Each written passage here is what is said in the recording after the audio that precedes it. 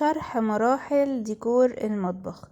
النهاردة هنتكلم عن تصميم المطبخ، وكنا اتكلمنا قبل كده في مجموعة حلقات عن ازاي اصمم المطبخ وايه هو مثلث الحركة اللي هو بيخلي كل ضلع من الحاجات الرئيسية للمطبخ اللي هو الحوض والتلاجة والبوتاجاز يكونوا كل واحد فيهم في ضلع، وبالتالي هيعملوا مثلث مع بعض اللي هو اسمه مثلث الحركة.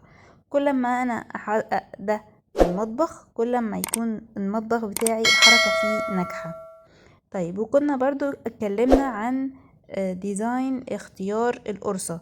القرصة دي اللي هي الكاونتر توب او المكان اللي بشتغل عليه، ما بين ان هو يبقى جرانيت او رخام او كوريان او كوارتز او اي حاجة تانية انا حباها.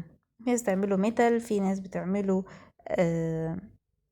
جرانيت في الغالب يعني، بس في ناس دلوقتي بقت بيبقى في ناس بقت بتحب تعمل الكوارتز.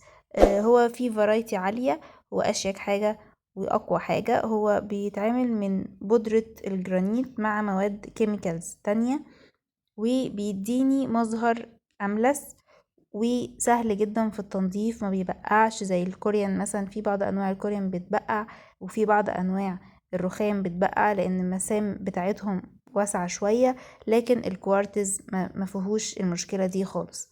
يمكن يكون اغلى شوية منهم، لكن هو بيديني مظهر احلى بكتير. حاجة كمان لازم اخد بالي منها وانا بصمم المطبخ، اني ما اعملش كل الضلف بتاعتي سوليد، يعني يبقى فيه مفتوح مقفول. استخدم وحدات فيها ازاز، تكون شلف مفتوح خالص مفيهوش حاجة لا ازاز ولا يونت سوليد. ممكن استخدم اضاءة في المفتوح ده او في الازاز بتديني احساس بالحركة في المطبخ. استخدم ارتفاعات مختلفة، ممكن ادخل لونين زي ما انا شايفين كده معانا، ممكن استخدم عادي لون واحد. برضو الباك سبلاش اللي هي بتبقى المسافة من الكاونتر توب لليونت اللي فوق، لما بتكمل من نفس الماتيريال بتاعة الكاونتر توب او القرصة بتديني شياكة للمطبخ، وكمان بتبقى سهلة في التنظيف، وساعتها مش بحتاج اعمل الحيطان بتاعة المطبخ بورسلين او سيراميك او whatever.